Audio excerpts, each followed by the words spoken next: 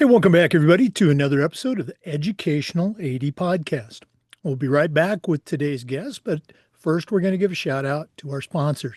Now, I recently got a message on our Spotify account from a listener. Said they had listened to a number of episodes, and I'm paraphrasing here, but they said, "While your podcast is certainly educational, you spend way too much time on your sponsorship announcements. There's more sponsorship announcement than there's actual content."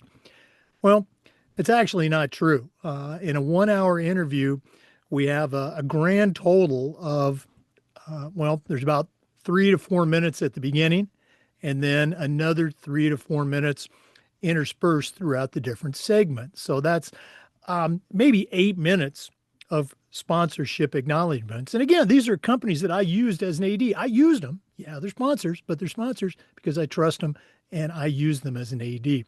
So 8 minutes of commercials versus, 45 to 50 minutes of, let's say, best practices. I'm okay with that ratio. So we're glad that you reached out. We're glad that you made the comments. Glad that you're listening. But hey, go and visit the sponsors. You're going to be glad you did. Now, here we go with our first 3.5 minutes of sponsorship shoutouts. We want to thank Vital Signs Wall of Fame. If you're looking for a really cool way to display your school record boards or your school's Hall of Fame, go to their website and take a look at their interactive touchscreen video consoles. You put one of their units in your gym lobby or your main hallway, it's going to be a magnet for kids, coaches, even sponsors. Go to vitalsignswalloffame.com. Check out their products today. We also want to thank Huddle.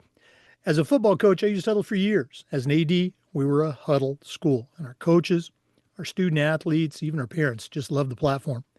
Go to huddle.com, join the 8 million users, and turn your school into a Huddle school.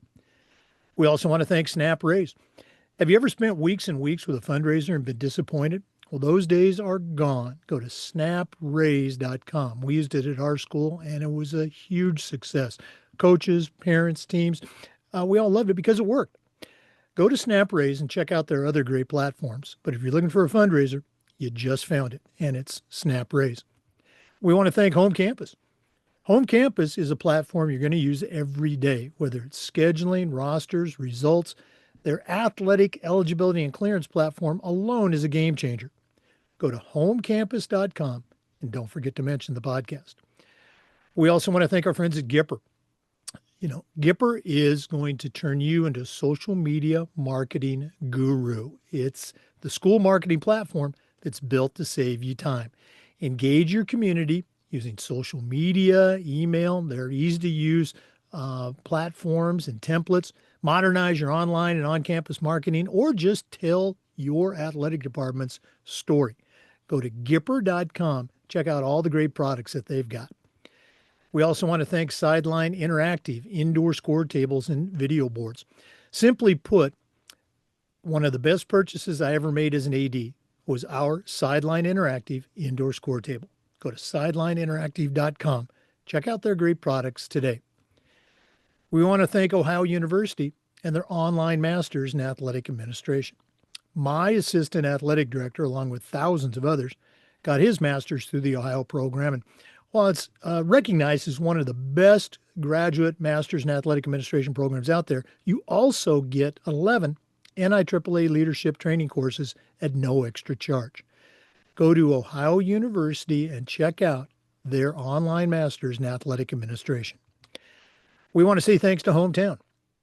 Hometown is literally changing the game for schools and organizations with their solutions that include, online ticketing, athletic website construction, fundraising.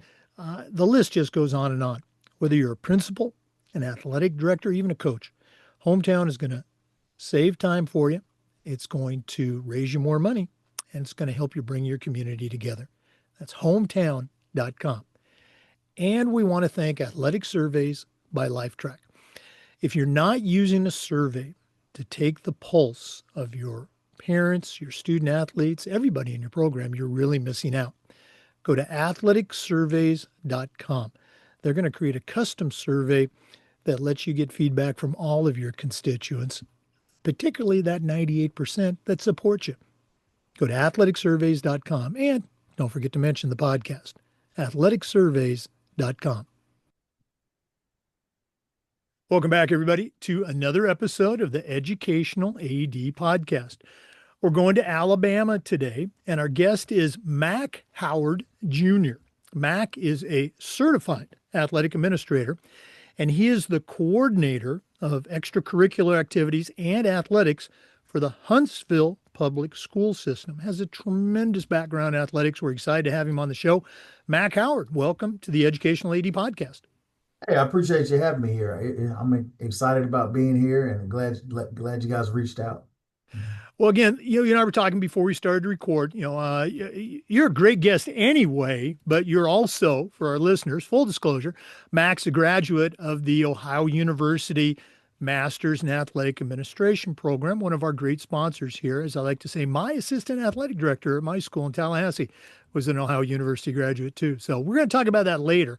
But Mac, we always like to let our listeners have a chance to get to know our guests. So give us your quick bio, where you were born, where you grew up.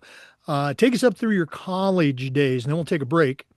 What's the Mac Howard origin story? Well, okay, so I was born in Dayton, Ohio. My parents were originally from Alabama, and when they graduated from college, my dad got out of the Air Force. They moved to Dayton, and both of them were in education in Dayton. My mom worked in the Dayton public school system.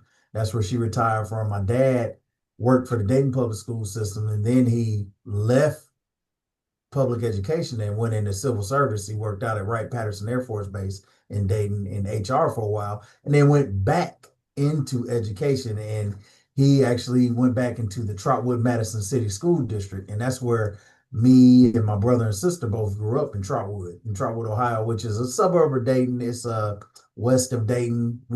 If you tell people you're from Trotwood, they'll be like, "Where's that?" But you say I'm from Dayton, they say, "Oh, okay, yeah, I know where you're from." So I grew up there.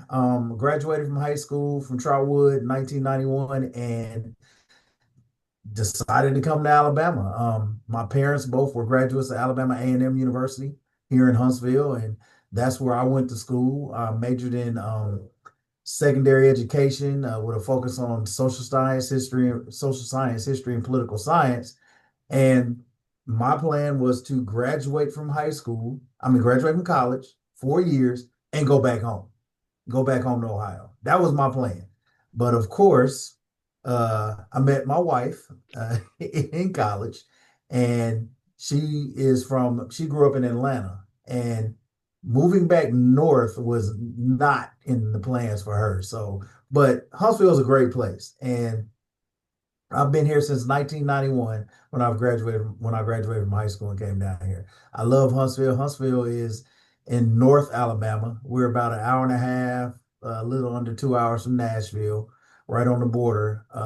It's a college town. There are three universities in Huntsville: Alabama A&M, where I went to school, which is a HBCU; Oakwood College, which is a private HBCU; and University of Alabama Huntsville, which is in the University of Alabama system. They're a Division II college with Division II sports. So it's a college town. We have a couple of junior colleges here also: Drake State Technical College, Calhoun Community College, and Athens State is right around here also. We're kind of right smack in the middle between Birmingham and Nashville. So this is where we are. I Like I said, I've been here ever since. I started teaching in Huntsville in 2002 in the Huntsville City School System. And I taught and coached football. I coached track forever. Go ahead. Yeah. I was going to say, we're going to get to your career in the Okay, second go ahead. segment. Yeah. I want to go all the way back to, growing up. I just love to hear the stories. Mhm. Even before, say, middle school and high school. What are your memories of that? Was it, driveway basketball? Was it playing, football in the backyard? What are Mhm. some of those memories as a kid that probably had an influence on you getting having a career in athletics? Well, I'm gonna tell you, growing up where I grew up in Trotwood, we lived in a subdivision called Westbrook Village.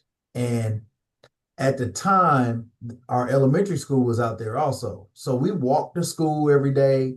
I'm the oldest of three. I got a younger brother and a younger sister. My brother is actually the superintendent now in Trotwood Madison City Schools. So, and my sister lives here in Huntsville. She came to A&M also. But walking to school every day on the way home, walking with my friends. We'd always had a football or basketball with us. We would stop at the basketball court, shoot ball or play football, with our school clothes on, get home and it would be totally dirty and messed up.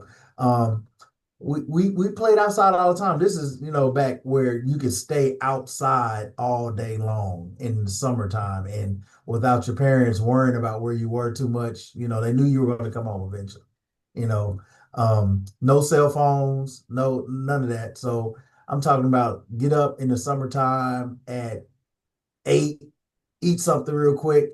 By noon, we were outside. We were outside playing in the summer and we were out there all day, out there.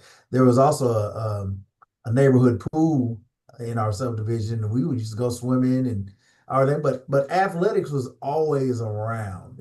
My dad, when he first started teaching in Dayton, he taught at Roosevelt High School, which in Dayton. He was also a baseball coach. So he coached baseball for a little while. And we was always around athletics, going to football games, going to basketball games. My mother, when she taught at I think it was Kaiser High School. One of her students was Ron Harper, who ended up Oh, yeah. playing for the Bulls and the Cleveland Cavaliers for a long time. So, we used to go watch them play when we were little, and just athletics was always around, always around. Mm. Yeah, I love hearing the stories about, when you're a kid, you're out with your buddies and, you didn't come home until, it got dark or for dinner. I make the comment, your parents, they didn't know where you were. They didn't care where you were as long as you're out of the house. Okay. Because like you said, they knew you were coming home. Great Right. stuff. And and with my parents both being educators at the time, my mom was home every summer, because she was always in education. When I was younger, my dad was home, but he would always pick up another job in the summer. But Right. then when he left education, he went into, working out in civil service. He was gone in something working, and then he came back and he was home again. So it was fun. We took a lot of vacations, but we still got to play outside all the time. Well, as you made that transition from neighborhood sports to organized sports, let's go and jump all the way into high school. What was your menu of sports during the high school year? So growing up, I played everything starting out. I was, the first sport I ever played was soccer. Probably 5 years old, I played soccer. I played soccer for about 3 years and t-ball around the same time. Soccer and t-ball, of course. Um, I didn't start playing football until we were at a soccer tournament in Trotwood, and me and some of the friends in between the soccer games, we walked down the street to the baseball field and they were playing football, pee wee football in the outfield. And I looked out there and it was some of the guys that I went to school with. I think I was in the fourth grade. And I was like, I go to school with those guys. And then I walked back and then I told my dad that I said, I want to play football next year. I don't want to play soccer anymore. And I think he was kind of excited about that. so, so the very next year, fifth grade, I started playing football. So through middle school, I played football and I stopped playing baseball in middle school because I couldn't hit a curveball. So I stopped playing baseball. My brother was a lot better baseball player than I was. And I never played basketball at the school level. I did football and I ran track. That's what I did. And when I got to high school, I was playing football, freshman football, then transitioned to JV. I ran track my freshman year of high school. Then I stopped running track for 2 years and just concentrated on football. And then my senior year, I went back to track, played football and ran track my senior year. And I was really just on the track team. I wasn't that great at it because I had missed 2 years of running. I Right. was so interested in getting bigger and stronger for football that the little track speed I had kind of disappeared. And I just played football all the way up until I graduated. And I graduated from high school, um, came to Alabama with the plan on playing football at Alabama A&M. But I ended up not playing when I first got there. My the guy that recruited me left. He left. I mean, as soon as I got on campus, he was gone. And they hired a new coaching staff, and it was just kind of like, I want to play, but do I really want to play? School started schooling, and I decided, you know what? I'm not gonna play. I'm just gonna go to school, and everything's gonna be fine. But I was always around athletics. I actually, when I was in school, I worked in the athletic department a little bit as, student worker and stuff like that. And that's kind of where I got introduced to maybe one day I might want to do, be an AD. Right. My mom just happened to know the athletic director at the time. So that's how I got that job. Mm. Again, I just love to hear the journey that we all take, in our Mhm. life in athletics. Let's go and take a quick break, but we are going to come back with more. Okay. Once again, our guest is Mac Howard Jr. He's a certified athletic administrator, and he's the coordinator of extracurriculars and athletics for the Huntsville, Alabama public school system. Let's take that break, but we're coming back. This is the Educational AD Podcast. We want to start off by saying thanks to Vital Signs Wall of Fame for their support of the podcast. If you're looking for a really cool way to display your school record boards for all the teams, for all the different events, or show off your school's Hall of Fame, go to Vital Signs Wall of Fame and take a look at their interactive touch screen. That's right, touch screen video consoles. You put one of these units in your gym lobby or your main school hallway, it's going to be like a magnet for kids, for coaches. How about sponsors? Go to vitalsignswalloffame.com. Check out their great products today. We also want to say thank you to Huddle. As a football coach, I used Huddle for years, but when I became an athletic director, I made sure that our school was a Huddle school, and our coaches just loved the tools that Huddle provided. Our student athletes love the videos, our parents love the streaming, but there's a whole lot more. Go to huddle.com, join the 8 million users, and turn your school into a Huddle school. That's huddle.com.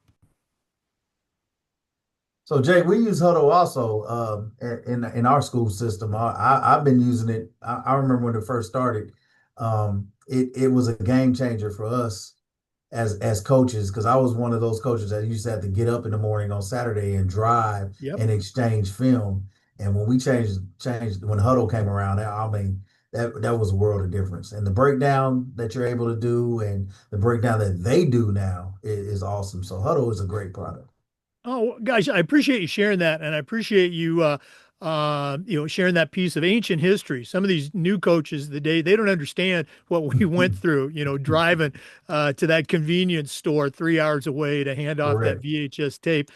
I Mhm. guess as a coach for me, and I got in, Huddle's been around for a while, but I remember sitting through video sessions 100 years ago as a player, and then with the entire team, just watching that tape, just kids are falling asleep and things.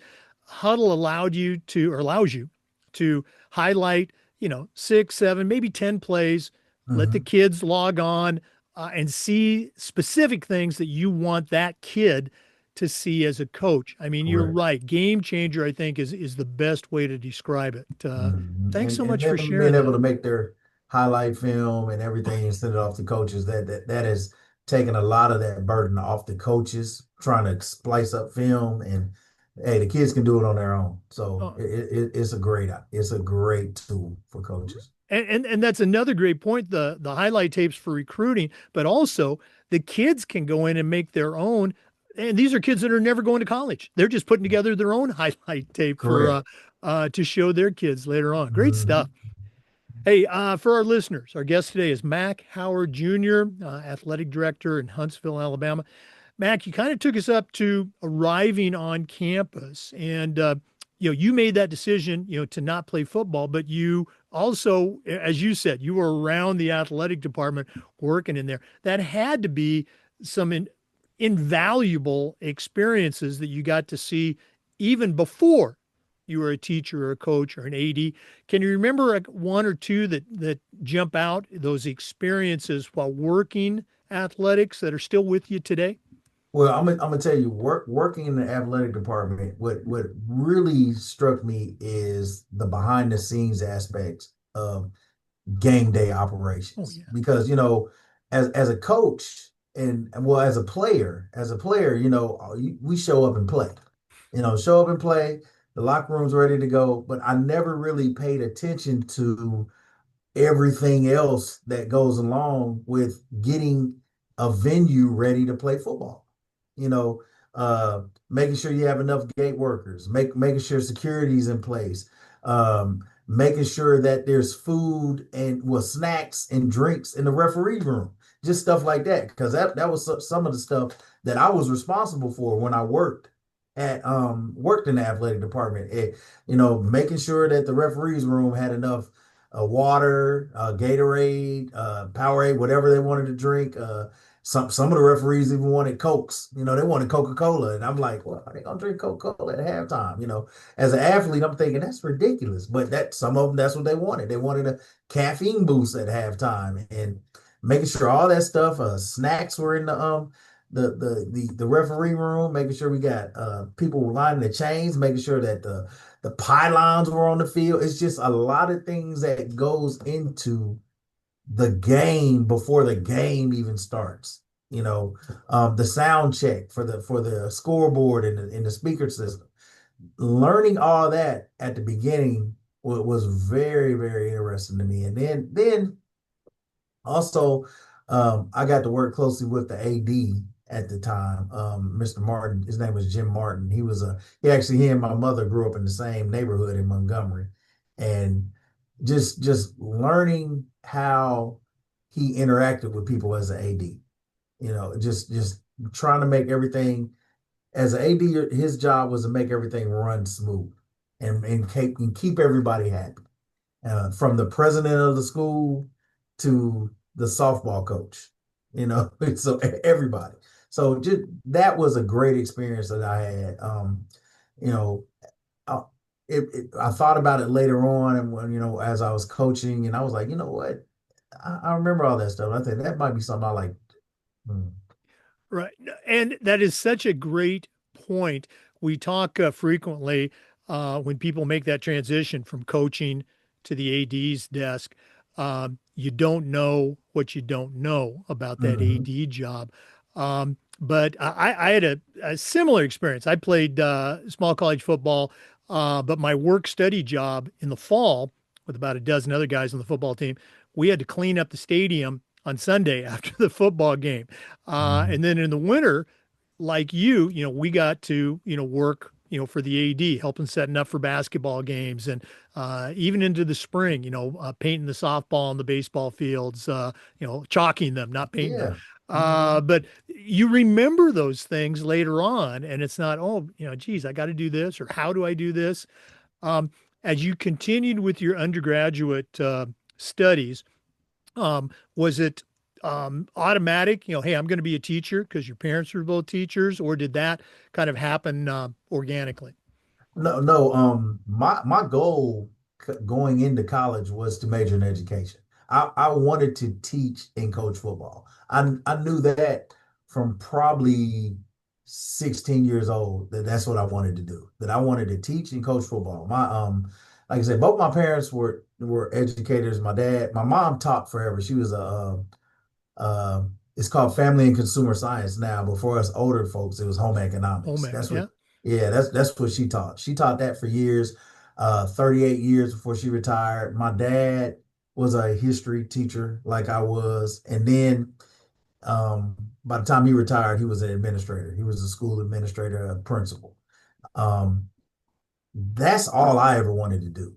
You know, um, I had friends that I went to college with, and I went to high school with. They are always saying, "Hey, I want to be an engineer. I want to be a this. I want to be that. I want to be a pilot. I want to do that." What do you want to? I wanted to be a teacher.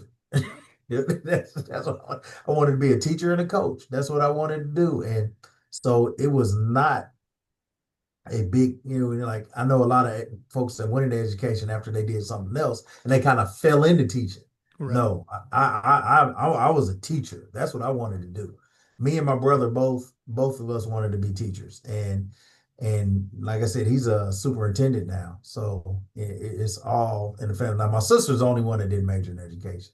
She majored in logistics, and she works down here. She works for the government. She makes a lot more money than I do. So. Right.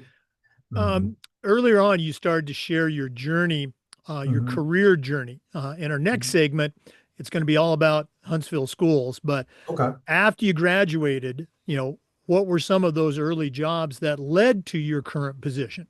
Okay. So my first teaching job when I graduated was at Bob Jones High School, which is in Madison, Alabama, which is a suburb of Huntsville. And I only taught there 1 year. I taught 10th grade history, and I was the head freshman football coach.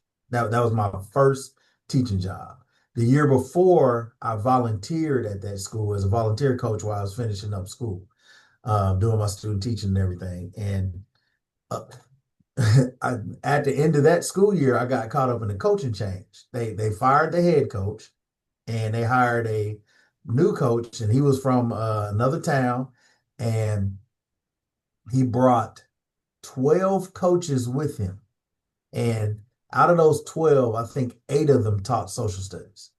And so somebody, it was two of us on the staff that taught history, and both of us were let go at the end of the year. And I didn't understand that world at the time, but that's how it happens. And I was non tenured in Alabama, so they could let me go, and they did. It wasn't anything I did wrong. The principal called me in. He said, "Hey, you did a great job. We appreciate it. It's just not gonna work out." And I went home and I was upset. I was like, man, what happened? But then I look, they needed those jobs. They needed those jobs for that coach.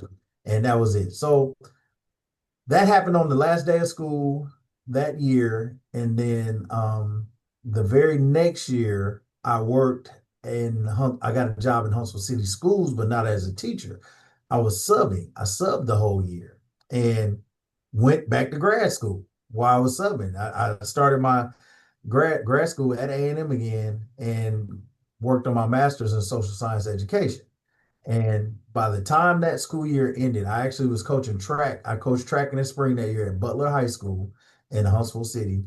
And I was subbing at J.O. Johnson High School in Huntsville. And the principal said, she saw that I was doing a good job. And I met the football coach, and I had talked to football coach, told him I had coached football the year before. And we talked. And that summer, she hired me as the ninth grade history teacher, and he hired me as a position coach for the football team. And I started off as ninth grade teacher, and I coached defensive backs. That was the first time I had coached DBs. And I also was the head girls track coach. And that was it. Now, when you're a young coach, non-tenure, your first job, whatever they ask you, can you coach? You say yes. You know, like I said, I had ran track, but I didn't know anything about coaching track. But when the principal asked me, "Hey, can you coach track?" I was like, "Yeah, sure, I can coach track." So I didn't know what to do, but I learned real quick. I got a book. I bought a book. It didn't exactly say coaching track for dummies, but it was a book like that. And I actually did pretty good the whole time I was coaching track. There had a few state champions while I was coaching. I coached track for 7 years and football at the same time until my two boys got a little bit older and I had to give something up, and I was definitely wasn't giving up football. And but I taught at J.O. Johnson for 16 years. I was there in one school. I taught every aspect of social studies that you can have, from ninth grade world history, social sociology, psychology, 10th grade American history, government, economics, everything, all while I was there. And coach football in the last 8 years I was there, I was a defensive coordinator. And it was one of those things that we did really well. We never won a state championship. We got to the semifinals a couple times. Um, it was at the point where, you know, how sometimes you get a job and you get really comfortable in the job. I Right. was comfortable in that job. I was really comfortable in that job, and I didn't even think about leaving. I had an opportunity a couple times to leave and go take a head coaching job at some smaller schools and in some smaller districts to start off. And then I even had an opportunity to the the head coach of the team that beat us in the semifinals that won the state championship. He wanted me to come coach his defense, Right. and I didn't want to do it. I just got comfortable in that job, which I kind of stayed there too long. Mm. But that was my first job. Mhm. You know, again, I think it's important for especially our younger ADs, or even people that are aspiring ADs, to hear about the journey that we take. You don't just graduate from college and get hired as an That's right. athletic director at a school. It just Hmm. doesn't happen. Maybe at a Hmm. real tiny faith-based school that they're looking for somebody, but you've got to get that experience in the classroom. You've got to get that experience as an assistant coach, maybe as a head Hmm. coach, and work with kids and people and parents and Hmm. coaches. And Hmm. so sharing the journey is so important. I love how you, you talked about the I guess for a lack of a better word, the sometimes uncertain uh, uncertainty of your career. A Hmm. new head coach comes in, a new principal comes in, and it's nothing you did wrong. It's just, hey, we're going to see you later. I got Right. in on the West Coast, there's a term, a RIF, reduction in Rick. Yep. force. Yep. Hmm. I got riffed 3 years in a row at three different schools. It was nothing I did wrong. It was Hmm. just at that time in Oregon, there were some budget problems, and geez, and every one of those jobs, when I came there, I was thinking, hey, I could spend the rest of my career here. But anyway, Hmm. let's go and take another break. Our guest today, once again, is Mac Howard Jr. He's a longtime AD, longtime educator. We're coming back with more, so please stay with us. This is the Educational AD Podcast. We also want to say thanks to our good friends at Snap Mobile, particularly Snap Raise. Have you ever spent weeks and weeks with a fundraiser and been disappointed in the results? Well, I'm telling you, those days are gone. Go to snapraise.com. We used it at our school with our teams and had great success, and so will you. Go to the Snap Raise website, check out all their other great platforms. But if you're looking for a fundraiser, you just found it, and it's Snap Raise. We also want to say thank you to Home Campus. Home Campus is the official sports administration platform for a number of states for thousands of athletic directors. And even if your school uses a different platform, you can still be a home campus school. I'm telling you, their athletic clearance and eligibility platform alone is a game changer. Go to homecampus.com for more information. And don't forget to tell them about the podcast. We want to thank our good friends at Gipper. Go to Gipper.com and let their team turn you into a social media marketing guru.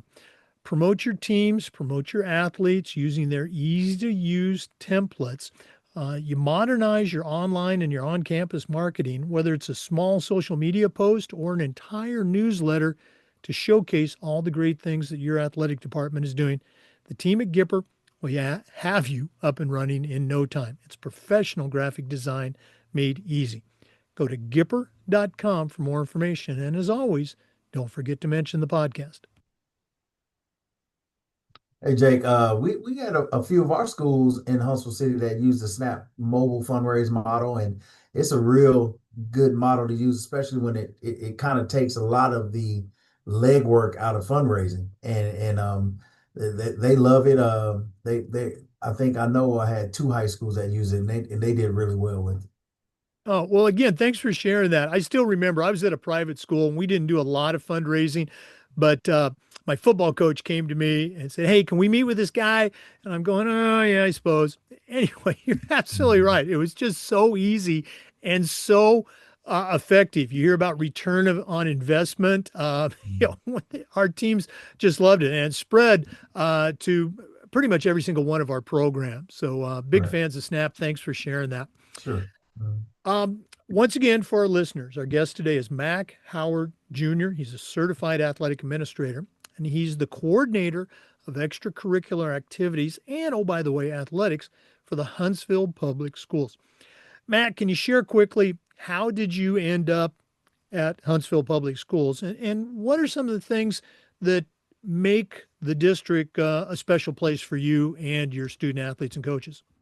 Sure. So like I said before, I my working in Huntsville City Schools was my second job at J.O. Johnson High School. That's the second job I ever had. I stayed there for 16 years. The school actually closed. They built a brand new school around the corner called May Jemison High School. So we closed down and they merged two high schools together, J.O. Johnson and then Butler High School. They merged us together and we became May Jemison High School.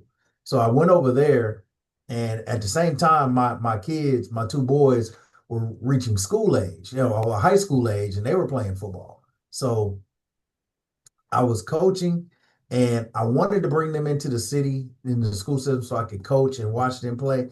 But at the time, we had a superintendent that had put a halt to all employee transfers, so we couldn't bring our kids in.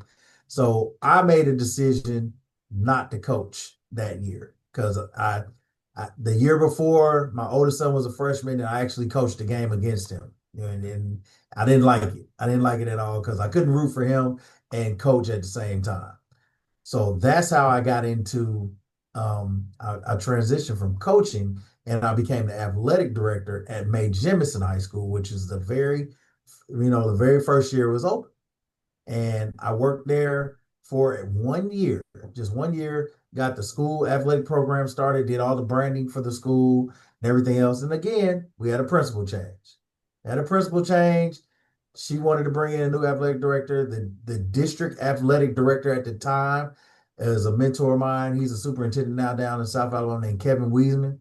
Called and said, "Hey, I want to move you to another school." And I had been teaching on that side of town for almost 20 years, and I didn't know about the move. And he moved me to our Huntsville High School, which is named after the city. It's Huntsville City Schools, Huntsville High School, and I became the assistant athletic director there, and I taught history. What that did, it gave me an opportunity to go watch my kids play, being the assistant athletic director at a different school in a different school system. So that's how I kind of got into the AD realm from coaching, the transition. And at the same time, that's when I was going to OU and, on doing the online program. So that's how I got into that. Mhm. Yeah, again, we're going to hear about the Ohio University program in our next segment. Um, Mhm. when you made that move, and again, sometimes we make moves because we want to. Sometimes Mhm. we get recruited, like Mhm. you did. You know, once you made the move, how long until you realized, hey, this was a good decision? It didn't take long at all. I was teaching history. I was used to being at a school where we were on block schedule, and I taught 3 periods a day and had 1 period off, which was actually when I wouldn't coach football. When I moved into the AD realm, especially at Huntsville High School, when I was assistant AD, I taught 2 periods a day. I had a whole period to do nothing but AD stuff. I did all the paperwork because the actual AD was let me do it. The actual AD was the head football coach, but I did all the paperwork. I did everything. I did all the logistics part of it. He was the AD because he was a head football coach, and he kind of did football. That's what he did, which I understood. Being a head coach is fine. That's what I wanted to do at one time, but I didn't have a problem with it because I enjoyed what I was doing, and I knew immediately that this is what I wanted to do. I was like, I want to get into this realm of it. I loved coaching, but this I think is where I really need to be. So it didn't take long before I knew that that's what I wanted to do. And I was at Huntsville High for 3 years as assistant AD. And during that 3 years, I got my master's degree from OU, which we'll talk about later. But I also went back to school and I got my leadership certificate in Alabama from Auburn University in Montgomery, where I got my educational leadership degree so I could become an administrator in the state of Alabama. And after those 3 years at Huntsville High, I got hired as assistant principal and athletic director at Grissom High School, which was another one of our schools. It's actually it's the largest school in our district.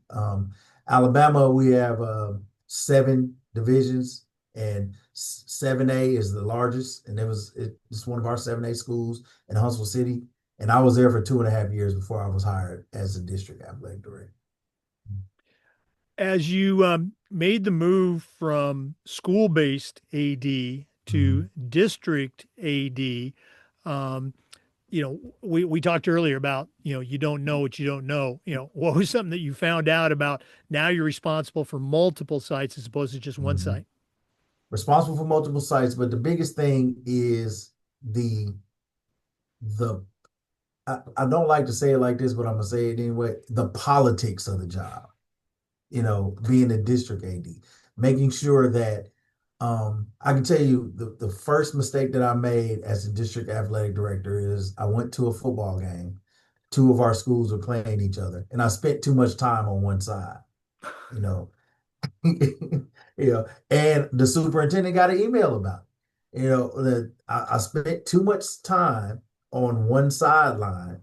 Somebody emailed the superintendent and said, "Hey, the district AD is favoring this one school over the other." And I'm like, what are you talking about? I was just standing watching the game. So, I wasn't, and he just laughed about it because our superintendent's pretty cool. He's a pretty good guy. He just laughed about it and said, "Hey man, you got to circle. You got to circle." You got to circle. It's a new realm. That's the biggest part that I didn't know was just how political, and that everybody's always watching. Yeah. Everybody's trying to figure out if you're favoring one school or another, and stuff like that. That's the biggest part. That's the biggest part I had to learn. Oh, Mm. yeah, I can just imagine, this school, they get a new, whatever, a new weight room. And, now, well, hey, what are we going to get? And so Right, it's, they right. get their track resurfaced. And so, oh, now, hey, we need a Yeah. turf field. It's Yep, that yep, never yep, ending, yep. arms race.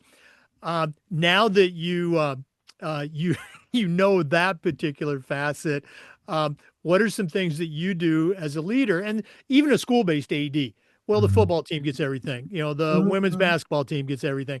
What are some things that you do to make sure that those voices and those eyes that are always watching, they know that Yeah. Mac Howard is not that guy, that he Mhm. helps all the schools out.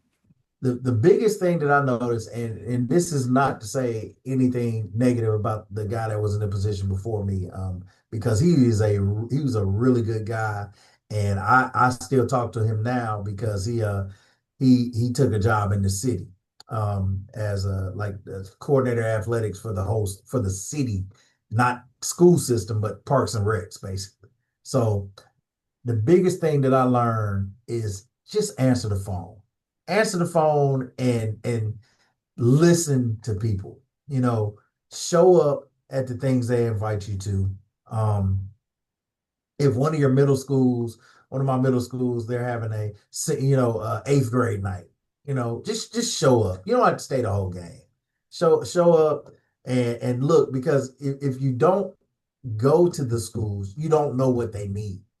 You know, I went to a volleyball game, a middle school volleyball game, my first year, and I looked up on the wall, and the scoreboard wasn't on, but they were doing the score with a flip chart, and I was like, "What's wrong with the scoreboard?" And they was like, "Well, it hadn't worked in 2 years." I was like, "Well, haven't you told anybody? Have you done a work order or anything?" "No, well, we did before, but nobody ever said anything." I said, "Well, just let me know what's going on." It wasn't even broken. It wasn't even destroyed. It had a short. 2 years, and it just had a short. I got a guy out there to fix it. And he fixed it in an hour. I mean, stuff like that. Just show up is the main thing that I learned, and that keeps everybody happy. Buy clothes that are neutral.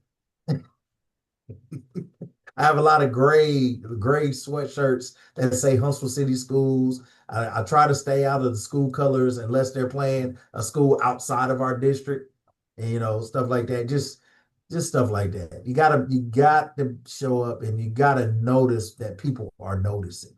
You know. I love that. Number Mhm. one, you got to show up and make sure you're showing up in neutral colors. Right. Yeah, you got to, get those split shirts. That That's one right. side is blue, one side's red, or whatever. Yeah, I love it. Exactly. Um, Mac, we're going to do this at the end of the podcast, but if one of our listeners wanted to reach out, pick your brain a little bit more about how to be a better AD, or just find Mhm. out more about Huntsville. What's the best way that our listeners can connect with Mac Howard? Well, on our website, Huntsville City Schools website, which is huntsvillecityschools.org, all you gotta do is click on athletics. And if you click on athletics, it'll take you right to our athletics page. And it has my contact information on there. It has my email address. It also has the phone number to my office and everything. So I'm real easy to find. Um, our website is pretty user friendly, so you can find me real easy. Yeah. Mhm. Well, like I said, we'll give that out again at the end of the Mhm. podcast. Let's go and take another break. I know that's shocking for our regular listeners, but we are coming back with more. This is the Educational AD Podcast. We want to say thanks to our great friends at Sideline Interactive indoor score tables and video boards. You've heard me say before, one of the best purchases I ever made was our Sideline Interactive indoor score table. We use it for home games, of course, but we also use it for pep rallies, for signing ceremonies. Their products are tremendously versatile and their customer service is just outstanding. Go to sidelineinteractive.com, schedule a live web demo, and you can see their great products in action. That's sidelineinteractive.com. We also want to thank Hometown. Hometown is changing the game for schools and organizations with their suite of solutions that include things like, well, big surprise, digital ticketing. They're still the number one digital ticketing provider for schools and colleges.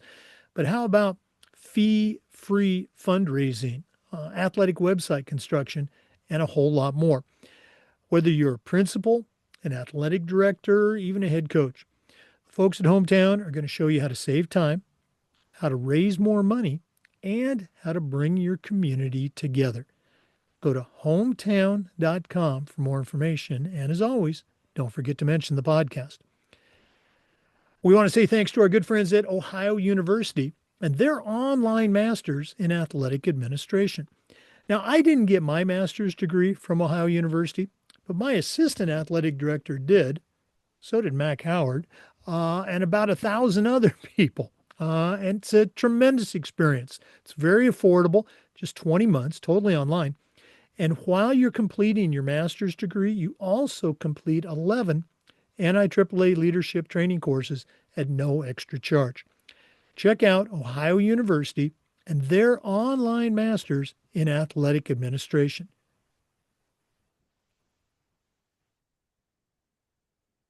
Hey, welcome back, everybody, to the Educational AD Podcast.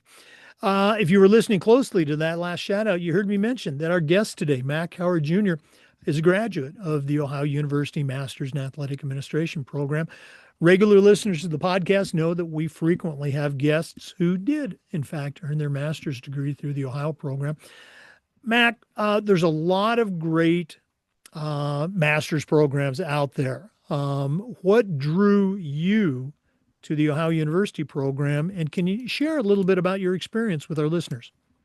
Yeah, what drew me to the program was the fact that it was completely online was one thing, and being a working teacher, having a family at the time, and just I didn't have time to go and sit in a class. I really didn't. But the classes, the way that they were broken down and scheduled for online, I was able to manage my time. The classes were very informative. I learned a lot, and I had talked to before I entered. I talked to somebody that was taking a online class, working on their masters in something else. It wasn't even athletics, and they were just saying how if you could find an online class, an online program, that would be great because I could still work. And I really enjoyed the Ohio University program. I mean, um, from the management classes, the school law class, everything that I took, I have used in my time as an AD. The professors were great. Like I said, I talked to Aaron, who was the leader of the program at the time. I was actually in his first cohort, and I talked to him about once or twice a year. I see him at the athletic director convention every year, and it was just it was a wealth of knowledge that I gained from being in that program. Um, we've had a number of folks on before, and as I say, my assistant athletic director at my school, where I was at before I retired, got his master's through Mhm. the Ohio program. I think two things really stick out for me. Well, I'm going to say three. One is you get those NIAAA courses out of the way so you can Yes, take the CAA yes. exam, but Mhm. you alluded to one, the course content, Mhm. the projects and the Yes. the curriculum is very much, it's not theoretical, it's real life, it's It's real life. applicable. And Hmm. the other thing is that the relationships that you build with your classmates and your cohort. Can you talk a little bit about those two aspects, the Hmm. projects and the whole cohort experience? The cohort experience was great. Like one of my good, really good friends now was I met in the cohort. I mean, he at the time was in Montana, and we did a project together, and he was a math teacher, and math is not my strong suit. So he, when I got into the stats class. He helped me out with the stats class and everything else. So, and we talk about 2, 3 times a year on the phone. He actually has moved from Montana now to South Carolina. And when he was driving, he and his fiance, when they were driving from there, they stopped here in Huntsville and met me and my wife for breakfast, and then he got back on the road and drove on to South Carolina. But he's a really good guy, and just the folks that I've met, I've ran into like at the national convention, over and over again. The content that I learned, the it like you said, everything that you learn in that program is applicable to real life. You know, we I have used this program, and it's not like I got a master's degree and I just shelved it. I'm actually using it every day. So I really enjoy it. All right. You won't be the first guest to do this, but I'm going to put you on the spot. You just said it. The projects and the content that you learn in the classes you use on the Mhm. job. So just give us one example of something that you did in the class that's now part of your excuse the word toolbox there at Huntsville. And one of the classes that I did, I had to write a EAP, emergency action plan. You know, the first time I even heard about having to writing a plan for athletics was in the class. So when I became the AD at Mae Jemison High School, the Alabama High School Athletic Association requires us to have an EAP for every venue.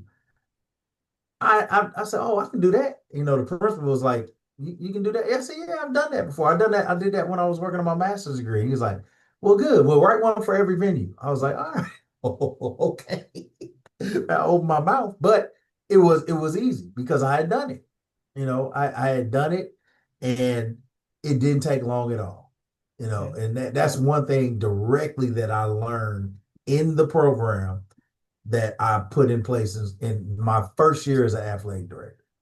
Yeah. No, again, that's a great example of, Mhm. again, looking back 100 years ago when I was getting my master's degree. It was a great degree, great school and everything, but Mhm. that was just something you didn't talk about that back then. Mhm. And now you're absolutely right. I think just about every state association, that's a requirement. And if you Right. haven't had that training, either undergrad or grad, you know, you're going to have to get on the phone and call somebody in your And call network. somebody and figure it out. Right. Yeah.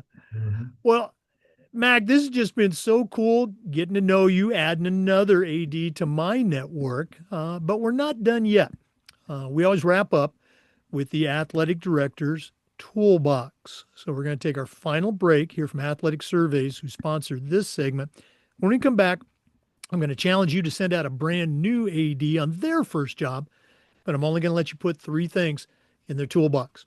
So Gotcha. let's hear from Athletic Surveys. And when we come back, we're going to see what Mac Howard puts in his new AD toolbox. This is the Educational AD Podcast. We want to thank Athletic Surveys for sponsoring the AD Toolbox segment. You know, in my schools, we use surveys for just about everything, for student athletes, for teachers, for coaches, especially for parents. And here's the cool thing. The information that would come back on these surveys, almost always over the top positive. I'm talking 98% approval rating. We still got to hear from those squeaky wheel parents, but the surveys allowed us to hear their concern, usually address their issue before it turned into something big. But getting back to that 98% approval, having that data was incredibly valuable, especially when you're visiting with that frustrated parent, or maybe your principal, or even your school board. Go to athleticsurveys.com. They're going to create a custom survey that lets you take the pulse of everybody in your program. That's athleticsurveys.com. And as always, don't forget to mention the podcast. Well, it's that time of the podcast. We've been visiting today with Mac Howard Jr. He's a certified athletic administrator, and he's the coordinator of extracurricular activities and athletics for the Huntsville, Alabama public school system. Tremendous background in athletics, but right now, I'm going to challenge him to send out a brand new AD on their first job. So, Mac, what 3 tools are going to go into your new athletic director toolbox? So the first one is something that I learned as an administrator, and not just an athletic administrator, is it's conceptual, like you said. It's always stay in the room to me. It's like, and what I mean by that is, yeah, I'm in athletics, and we have our district meetings all the time with our what we call our cabinet meeting, and people don't think that you need to be in the room sometimes, but you do. You need to find out what's going on the academic side, what's going on the operation side, because it all correlates to each other. Like, if they want to get up and go have a meeting about finances, I get up and go with them. So that's the first thing. Stay in the room, take in as much knowledge as possible. The second one as an athletic director, you should always be student athlete centered. That should be your focus is on your student athletes. Because that drives everything else. A lot of ADs I hear about, they're talking about facilities. Yeah, facilities are great, but if you are student athlete focused, you're going to be driven to improve your facilities.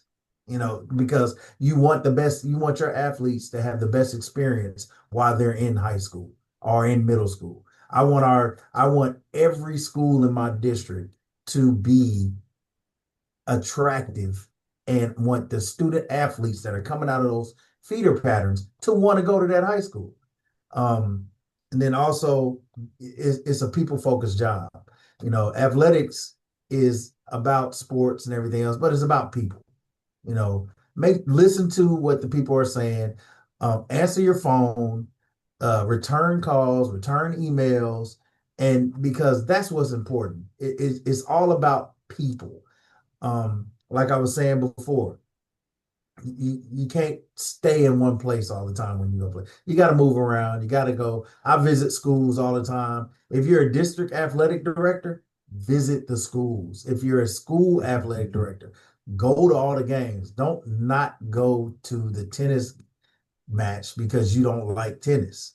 You still have to go to that match. Those athletes, student athletes, practice just as hard as everybody else, and they want to see you there and know that you care about what they have going on.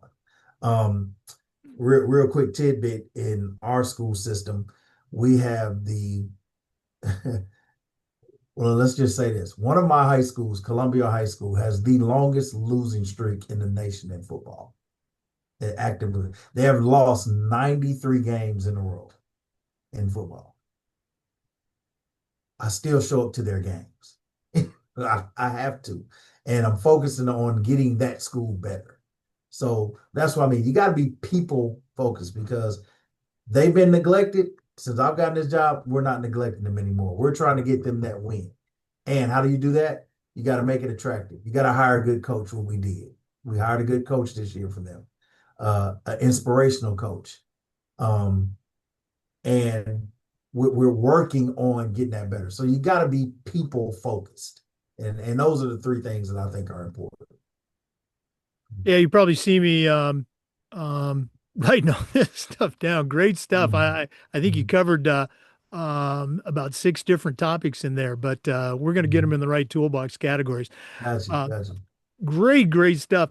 Mac, thanks again for coming on. I know it's a busy time for athletic directors, but Mhm. if our listeners wanted to reach out, pick your brain a little bit more, find out how you do things at Huntsville, or like I said, Mhm. add you to their network, what's the best way they can do that? Well, like I said, go to our website, huntsvillecityschools.org, and under departments, the drop down tab, just click on athletics and extracurricular activities. And that's our webpage for athletics. And it's got where you can go to the department staff list. I'm right at the top, and you can send me an email, or you can go to HCS Athletics on Facebook. Um, we have a Facebook page for our athletic department, and also Instagram is HCS Athletics, and Twitter HCS Athletics. So if you want to find me, you can. I'm on all of it. And Huntsville is a great place. I loved our school district. We have 5 high schools, 9 middle schools, and 23 elementary schools. 24,000 kids that we deal with, and um, I think every one of them should have the opportunity to have a great experience when it comes to sports. Well, just in this time I spent talking with you, I know that you're doing a great job there, and that they are Appreciate it. having a great experience.